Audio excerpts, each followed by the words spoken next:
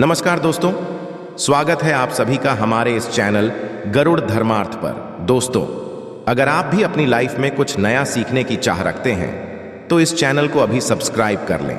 दोस्तों, जन्माष्टमी पर यदि आपने यह उपाय कर लिया तो आपके घर से गरीबी दूर भाग जाएगी, आप रातों रात माला माल हो जाएंगे। इस वीडियो को अंत तक देखें।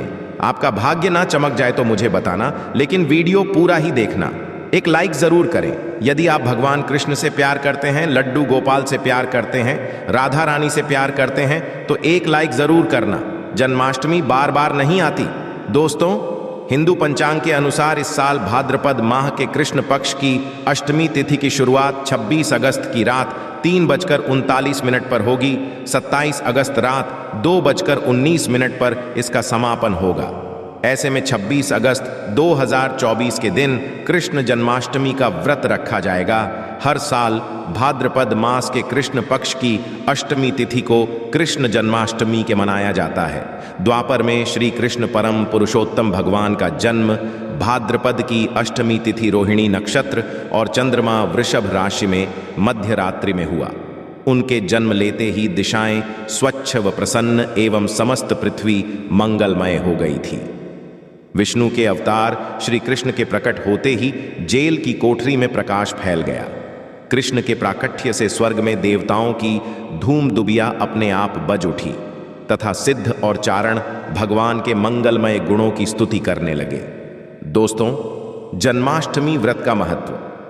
शास्त्रों में जन्माष्टमी के व्रत को 1000 एकादशी व्रत के समान माना गया है। 100 बार गंगा स्नान करने का जो पुण्य मिलता है, मात्र जन्माष्टमी का व्रत करने से प्राप्त हो जाता है। जाप का अनंत गुना फल देने वाला जन्माष्टमी के दिन ध्यान, जाप और रात्रि जागरण का खास महत्व है। इसलिए जन्माष्टमी की रात में जागरण करके भगवान के भजन कीर्तन करने चाहिए। भविष्य पुराण में इस व्रत के संदर्भ में उल्लेख है कि जिस घर में यह देव का व्रत किया जाता है वहां अकाल, मृत, गर्भपात, किसी भी मां के बच्चे गर्भ में नहीं मरते, गर्भ ठहरता है, वैधव्य, दुर्भाग्य तथा कलह नहीं होती। जो एक बार भी इस व्रत को करता है उसे श्री कृष्ण का आशीर्वाद प्राप्त होता है। वो प्राणी संसार के सभी सुखों को भोग कर विष्णु लोक में निवास करता है। जन्माष्टमी पूजन विधि हिंदू धर्म में भगवान श्री कृष्ण की पूजा सभी संकटों से निकालकर सुख, समृद्धि और सौभाग्य का वरदान देने वाली मानी गई है।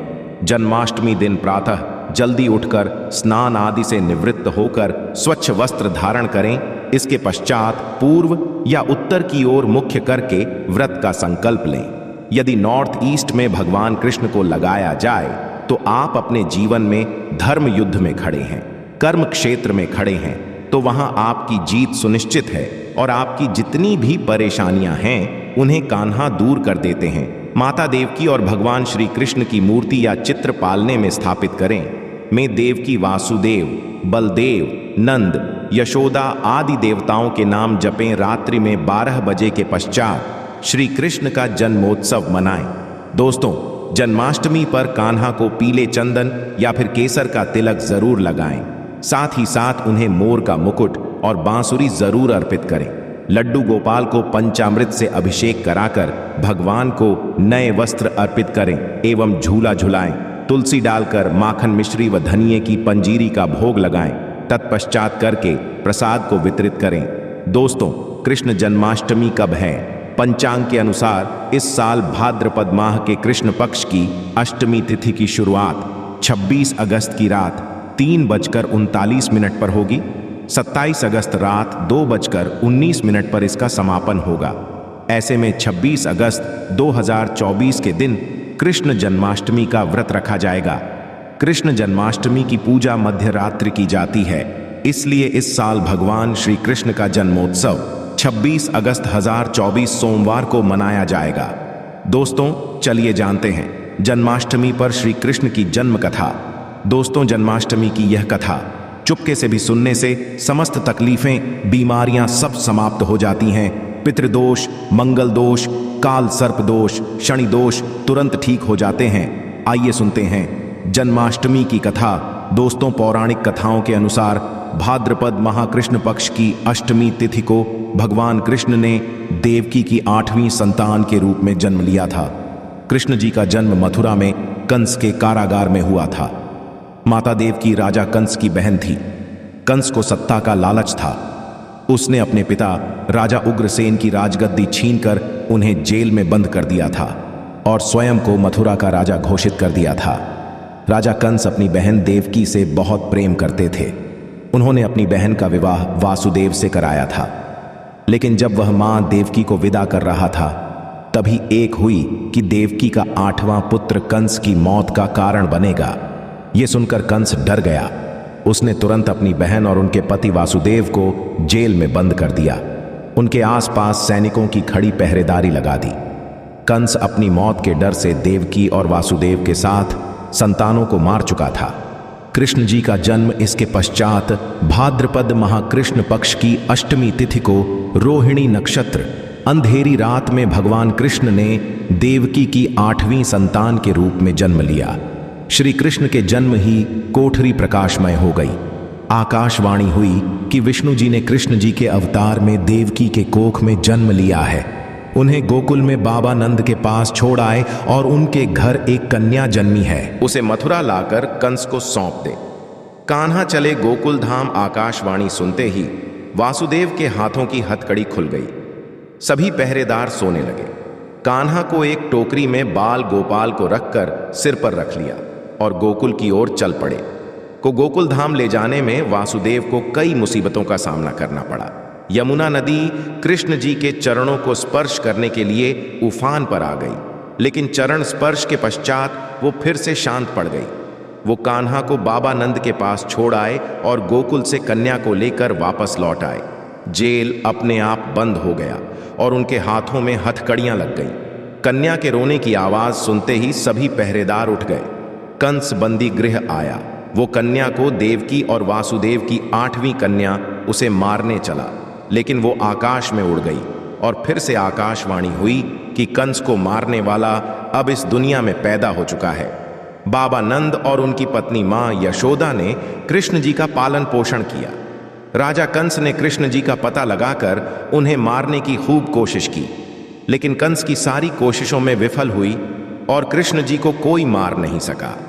अंत में श्री कृष्ण ने कंस का वध किया। राजा उग्रसेन को फिर मथुरा की राजगद्दी सौंप दी। इस तरह से कि व्रत कथा पूरी हुई। दोस्तों, आगे बढ़ने से पहले कमेंट बॉक्स में अपनी राशि भी डाल दीजिएगा। यदि हमारे पास कोई उपाय होगा तो वो आकर हम आपके कमेंट के रिप्लाई में बता देंगे। दोस्तों, जन्माष्टमी पर भूल कर भी ना करें। ये गलतियां हो तुलसी को लेकर ना करें। ये गलती जन्माष्टमी के दिन भूल कर भी तुलसी की पत्तियां तोड़ने से बचना चाहिए। दरअसल शास्त्रों में कहा गया है कि कृष्ण भगवान विष्णु के अवतार हैं और उन्हें तुलसी अति प्रिय है। ऐसे में इस दिन तुलसी की पत्तियां नहीं तोड़नी चाहिए।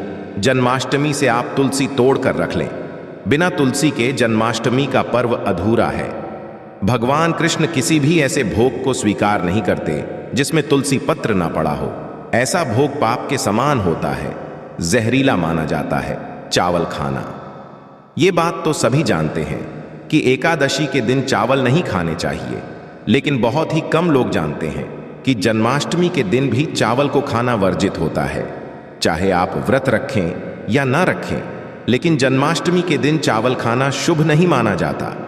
तामसिक जन्माष्टमी के दिन तामसिक भोजन वर्जित माना जाता है। ऐसे में इस दिन मांस, मदिरा, प्याज और लहसुन नहीं खाना चाहिए। इस दिन गलती से भी लहसुन प्याज का खाना कभी मत बनाना, क्योंकि राहु केतु के कारण ही लहसुन प्याज की उत्पत्ति हुई है और भगवान विष्णु और राहु केतु के बीच में भीषण शत्रुता होती है। अनादर करना। भगवान कृष्ण के लिए सभी भक्त एक समान होते हैं। ऐसे में इस दिन किसी भी व्यक्ति का अनादर करने से बचना चाहिए। एक बार भगवान के भक्त ने एक व्यक्ति का अपमान कर दिया था।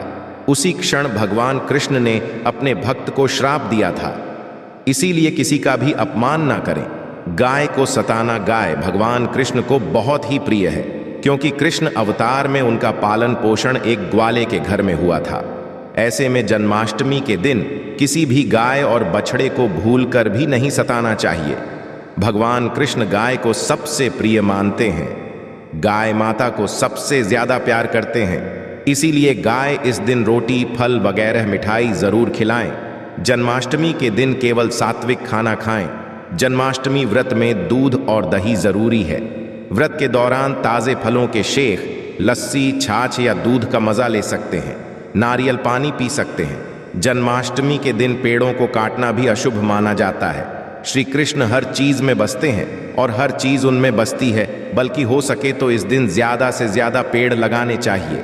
इससे घर और सुख और शांति बनी रहती है। भगवान कृष्ण सदा पीपल के वृक्ष में रहते हैं। पीपल वृक्ष पर जन्माष्टमी पर जल जरूर अर्पित करें, इससे वो प्रसन्न जल्दी होते हैं। दोस्तों, जन्माष्टमी के दिन ब्रह्मचर्य का पालन करना अनिवार्य होता है। इस दिन पूरे पवित्र मन तन से भगवान की पूजा करनी चाहिए। कम से कम इस दिन पत्नी से दूर रहना चाहिए। जो पति पत्नी जन्माष्टमी पर एक दूसरे से दूर रहते और संयम और नियम का पालन करते हैं तो उन्हें एक सुशील और सुंदर पुत्र की प्राप्ति होती है।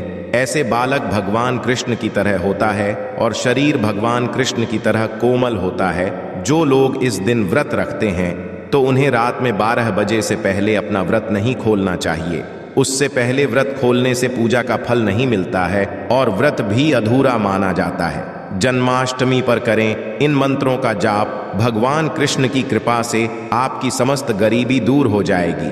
आप धनवान हो जाएंगे, माला माल हो जाएंगे। आपके घर में राधा रानी की कृपा बरसेगी, माता लक्ष्मी कृपा बरसेगी।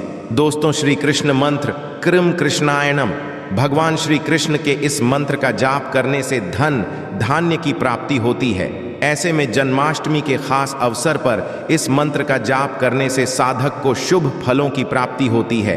हरे कृष्णा कृष्णा कृष्ण हरे हरे, हरे राम राम राम हरे हरे करने से भगवान कृष्ण के कान खड़े हो जाते हैं। वो भक्त की पुकार जरूर सुनते हैं। कम से कम इसका जाप 21 बार जरूर करें या 108 बार भी आप कर सकते हैं। बहुत ही माना जाता है।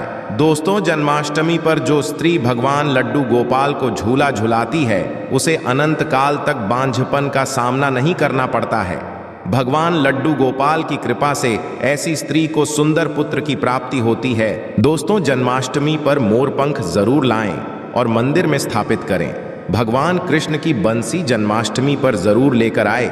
यदि आप व्रत रख रहे हैं तो भगवान लड्डू गोपाल के खिलौने आदि जरूर लेकर आना, इसे लाना मत भूलना। और जन्माष्टमी पर कौड़ियाँ आप ला सकते हैं, भगवान कृष्ण की स्थापना कर सकते हैं। इस दिन गलती से भी किसी भी व्यक्ति को गिफ्ट के तौर पर भगवान कृष्ण को उपहार में कभी मत देना, इससे घर की लक्ष्मी रुष्ट हो सकती है। जन्माष्टमी पर सोने, चांदी, तांबा, पीतल की खरीदारी कर सकते हैं, शुभ माना जाता है। जन्माष्टमी पर पालना जरूर लेकर आना, इसमें लड्डू गोपाल जी झूला झूलेंगे। दोस्तों, जन्माष्टमी पर तुलसी माता के सामने भगवान कृष्ण के 4 नाम जैसे गोपाला, गोविंदा, देवकी नंदन और दामोदर पुकारे और साथ ही नमो भगवते वासुदेवाय नमः मंत्र का जाप करें। ऐसा करने से सभी समस्याएं दूर हो जाएंगी। माता तुलसी आपके घर को धन धान्य से भर देंगी। जन्माष्टमी के दिन भोग में मक्खन के साथ तुलसी दल जरूर डालें और वो भगवान कृष्ण को अर्पित करें। दोस्तों, जन्माष्टमी के शुभ अवसर पर करें नमक का खास उपाय। नमक का यह उपाय करने से आपके समस्त पाप नष्ट हो जाएंगे, गरीबी दूर हो जाएगी। आपकी नौकरी लग संतान प्राप्त हेतु व्यापार चलाने के लिए भी यह उपाय जरूर करें। दोस्तों, हम भी नमक का यह उपाय जरूर करते हैं। यदि आपने यह उपाय कर लिया तो आपको करोड़पति होने से कोई नहीं रोक पाएगा। भगवान कृष्ण का खास आशीर्वाद मिलेगा। आइए जानते हैं नमक का खास उपाय। दोस्तों, उपाय है: एक नमक का पैकेट, 50 ग्राम सूखी लाल मिर्च, 500 ग्राम चावल, 100 ग्राम उड़द की दाल, 250 ग्राम आटा और 11 रुपए की तथा एक पानी की बोतल और 5 रुपए के काले तिल। बस इतनी सी सामग्री एक थैली में एकत्रित कर लें। दोस्तों, उसके पश्चात किसी भी गरीब बुजुर्ग या गरीब महिला को चुपके से दान दे दें और पीछे मुड़कर ना देखें। घर को वापस चले आए। दोस्तों, आप यकीन मानो गुरु परंपरा से प्राप्त ये महा उपाय आपकी काया पलट कर रख देगा। दिन दुगनी रात चौगुनी आप तरक्की करेंगे। दोस्तों, ये उपाय हम भी जरूर करते हैं। महापुस्तक और शास्त्रों में लिखा महा उपाय आज हम आपको बता रहे हैं। ये उपाय जन्माष्टमी के दिन जरूर करें, आपका भाग्य उदय हो जाएगा। तो यह थी आज की खास जानकारी। उम्मीद है यह जानकारी आपके काम आएगी। यदि वीडियो अच्छा लगा हो तो एक लाइक जरूर कर दीजिए और रोजाना नई नई जानकारी प्राप्त करने के लिए हमारे इस चैनल को अभी सब्सक्राइब करें। धन्यवाद।